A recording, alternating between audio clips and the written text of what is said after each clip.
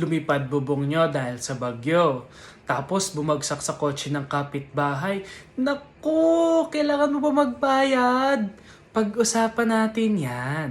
Ang isa pong bagyo or typhoon ay pwede pong makonsider na isang fortuitous event. Sabi sa Article 1174 ng Civil Code, no person shall be responsible for those events which could not be foreseen, or which, though foreseen, were inevitable. Nako, English, ano ba meaning nun? Basically, pag daw may nangyari na fortuitous event, kagaya ng bagyo, sunog, baha, lindol, o kahit nakawan, posibleng ma-excuse o mapawalang utang ang isang tao. Kaso, may requisites tayo dyan.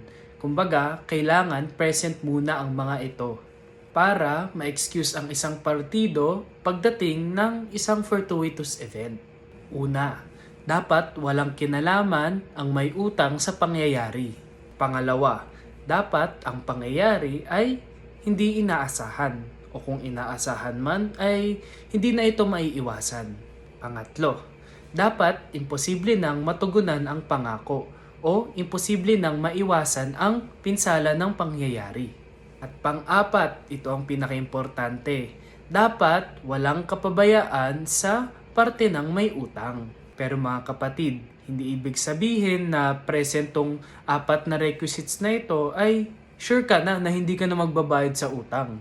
May mga exceptions din kasi tayo dyan. Kumbaga, kahit present yung apat na requisites kanina, sabihin natin yung klase ng utang mo ay kakaiba, ay posible ka pa rin kailanganing magbayad ng utang. Ano nga ba yung mga klase ng utang na iyon? Una ay kung sinabi sa batas. Kagaya ng kung may pandaraya, nagkaroon ng kapabayaan, lampas na sa takdang oras ng pagbabayad, o may paglabag sa mga kasunduan ng obligasyon. O kaya naman nangako ka ng sabay na magbibigay ka ng isang spesipikong bagay sa dalawang magkaibang tao. Baka naman nanggaling sa isang krimen yung espesipikong bagay na pinangako mo na iyan. O kaya ang pinangako mo namang bagay ay generic. Kumbaga, madali naman palitan. Pangalawa ay kung sabi sa stipulasyon ng kontrata nyo na kahit may fortuitous event ay tuloy pa rin ang obligasyon. At pangatlo ay kung nasa nature o natural na sa obligasyon nyo na may kasamang peligro ito na kailangan asahan. Ngayon, balik tayo sa ating tanong. Kailangan mo nga ba magbayad para doon sa kotse ng kapitbahay mo? Alam naman natin na ang Pilipinas ay taon-taong binabagyo at palakas ng palakas pa nga ang mga bagyo rito. Ngayon, hindi na natin masasabi na unexpected o hindi na maaasahan ng mga bagyo. Pwera na lang na biglang maging super typhoon ito. Dagdag mo pa kung ang bubong natin ay tagpi-tagpi na para bang kinakalawang na. Kumakalampag na sa hangin at alam natin na matanda na.